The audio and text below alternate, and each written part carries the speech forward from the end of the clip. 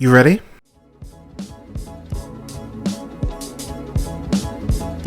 You're listening to the Real Pineapple Podcast Network.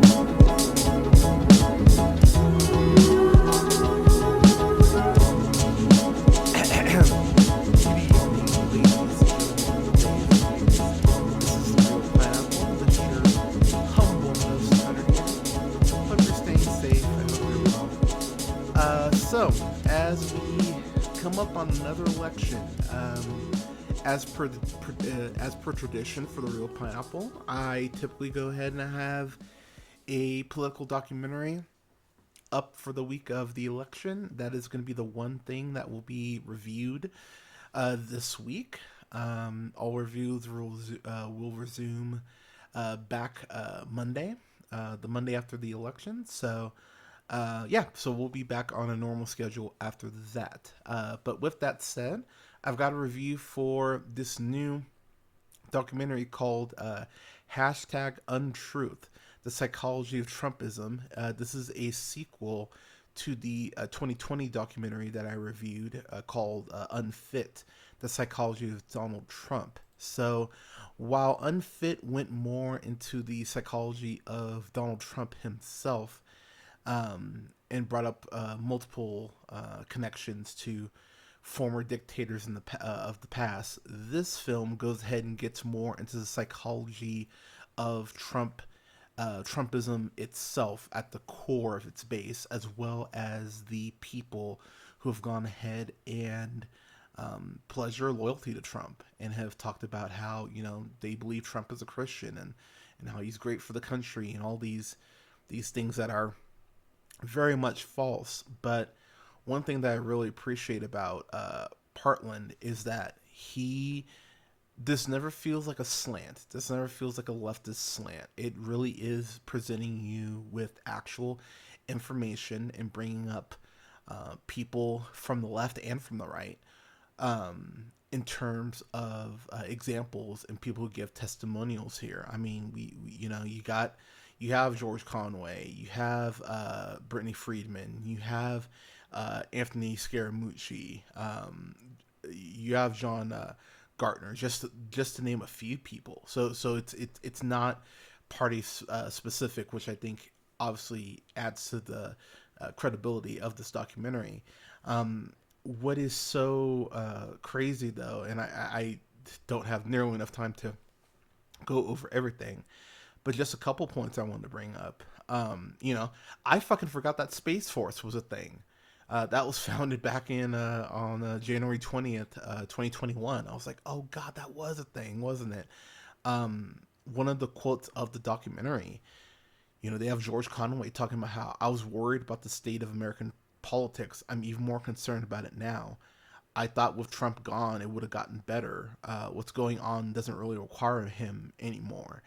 And I think that's kind of the key right there, is that this whole concept of Trumpism, this victim mentality when there is nothing to be, a victim about, it's transcended Trump at this point. It is truly a mindset, and it's something that politically we're going to be dealing with for years to come. So it's about actually making sure and holding people accountable and making sure that the truth is still a fucking thing.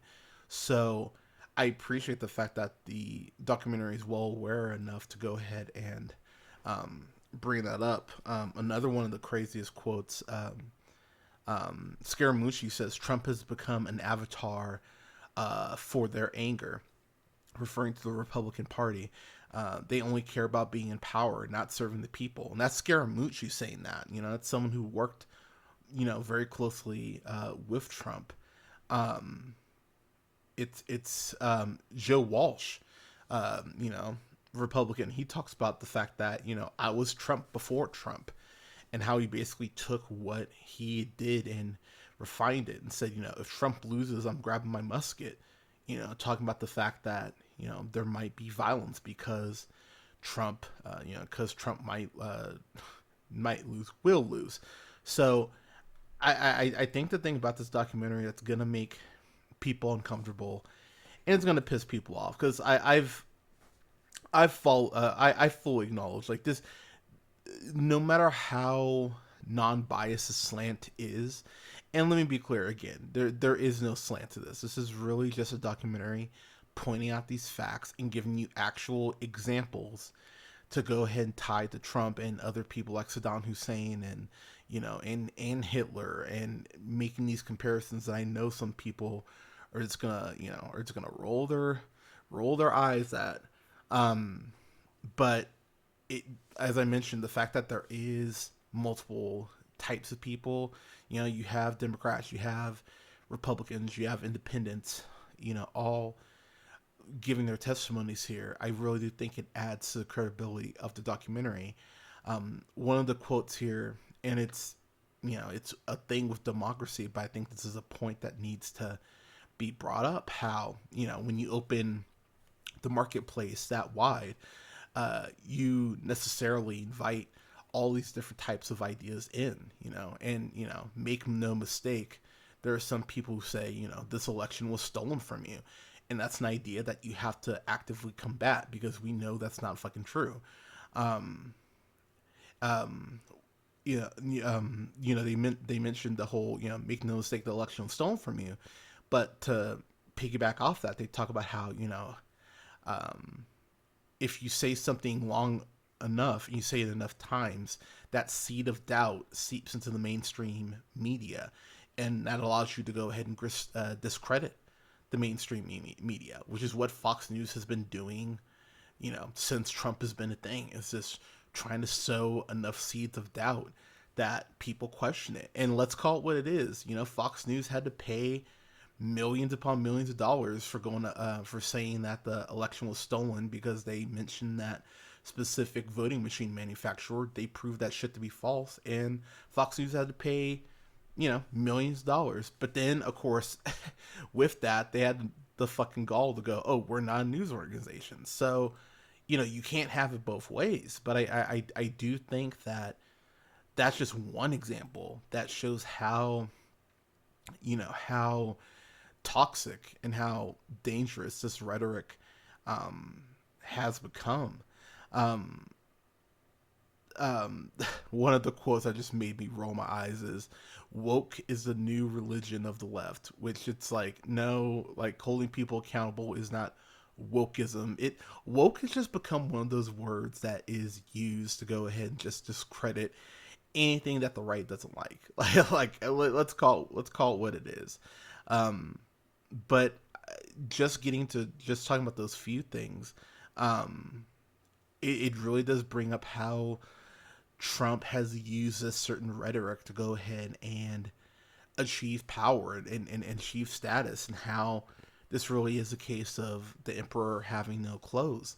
And I think most people at this point have decided who they're going to vote for. I could give you all the evidence in the world, and some of y'all will just go, "Yep, who gives a shit?" But I really do believe that this documentary is worth your time, whether you like Trump or you hate Trump. I really do think that this documentary might actually make you go, "Huh," and at least give you cause to pause. And at the end of the day, that's what a documentary should do. It should at least open up your mind enough to make you go, "Huh, am I confident enough in what I believe in? Like, do I truly believe this shit?" Because I've talked to Trumpers about it, and it really is people rattling off talking points. I can never actually get them to tell me how they feel about Trump. It's just they feel like the country has been stolen from them. But when I press why, I don't really get anything. So I would encourage you, if you're one of those people. And look, I get it. I still watch an hour, sometimes 2 hours of Fox News every week because, I like to be confident in my point, but I also like to know how other people are talking about issues that are important to me. And I think it's only fair the other way too. If you're a Fox News viewer, I think it's only fair that you listen to 2 hours of NPR or watch 2 hours of BBC News. Like, you should question. You should be confident enough to actually speak to your point of view if you believe in it that hard. But I think this is an incredible documentary. I think it gives you a lot to think about. This is a solid A minus for me. It's not an easy watch. Um, it's not an easy watch at all, but it's a necessary watch. So if you have not seen this, I highly recommend you do. It is well worth your time. But yeah, y'all. So A minus for me for Untruth, the psychology of Trumpism. But yeah, y'all, have you seen this documentary? What did you think about it? Let me know in the comments. You can go ahead and follow me on YouTube. Follow the show at The Real Pineapple. That's REEL Pineapple. You can go ahead and follow me on Blue Sky at realpineapple.bsky.social. You can follow me on TikTok, Instagram, and the Twitter at jhunterrealpineapple. And you can follow me on Letterboxd at Black Shazam. You can follow me on Twitch at twitch.tv/therealpineapple. And don't forget to like, share, subscribe, and rate the podcast. It definitely helps me out. You can find the podcast on SoundCloud, Apple Podcasts, Podbean, Stitcher, iHeartRadio, Spotify, Amazon Music, TuneUp, and Samsung Podcasts, to name a few, at The Real Pineapple.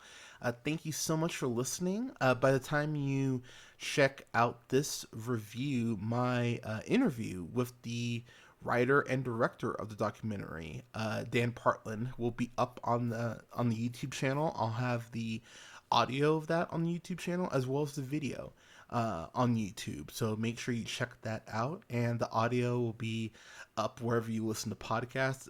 So go ahead and check that out. We talked for over an hour about this documentary. I asked him a lot of questions about it, and we really deep dive. So I think that after you watch the documentary, I definitely recommend checking out the interview. I think people will learn a lot. But please get out there and vote, y'all. It is your right. Please do not waste it. We will be back next week. As I mentioned, Monday after the election, we will be back with regularly scheduled reviews. But everyone, thank you so much for listening. Stay safe. Take care of each other. Give someone a hug. Give someone a compliment. Get out there and vote. It is your duty, people. Get out there and use your voice. And never forget, as always, take care.